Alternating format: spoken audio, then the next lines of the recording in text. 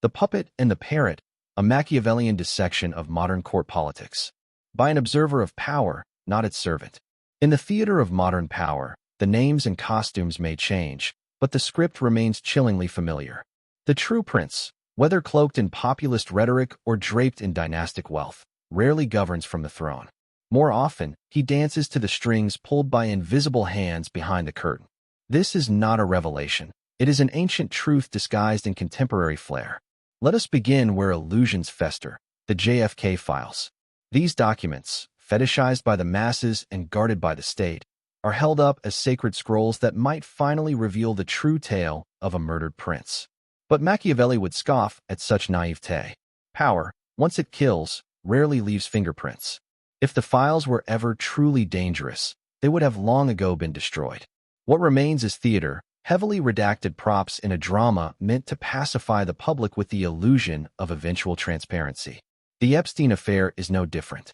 A financier with deep ties to global power, he knew too much and served too many. His life was one of transactional depravity, and his death a masterstroke of erasure. Here again, the masses are fed breadcrumbs, redacted court documents, partial witness testimonies, and the occasional leak to stir hope. But the full truth? That lies in private vaults, shielded by non-disclosure agreements and intelligence agencies more loyal to their budgets than to justice. Enter Pam Bondi, a figure who, in the court of modern Caesar, plays the role of the ornamental loyalist. She did not rise by brilliance, nor by courage, but by utility. She fit the aesthetic of Trump's empire, photogenic, fiercely loyal, and willing to echo the lines whispered to her. Her reward? A seat at the table, brief, symbolic, and expendable. Now, older and less compelling to the court's visual sensibilities, she clings to relevance by parroting the proclamations of Kash, Patel, and Bongino, themselves no more than megaphones for the emperor's whispers. It is tempting to mock such figures, but we must not. They are not the architects of power, merely its instruments. The real game lies in understanding who programs the message, who chooses the players, and who benefits from the farce. Trump, for all his bluster, is no exception.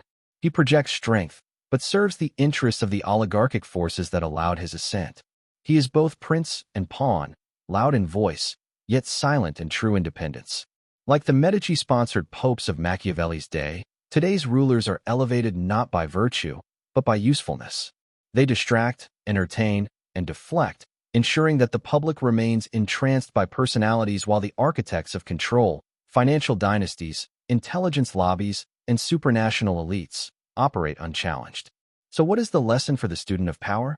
Never mistake the actor for the playwright. Never believe that a redacted file will reveal a crime whose very execution ensured plausible deniability. And never trust a courtier whose role depends on repeating another man's lines.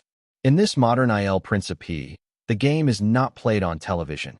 It is played in silence, in secrecy, and above all, in service of the pyramid whose apex remains untouched by votes, indictments, or headlines. Truth, in this age, is not suppressed by force. It is buried under distractions and willingly forgotten by those too afraid to see the strings.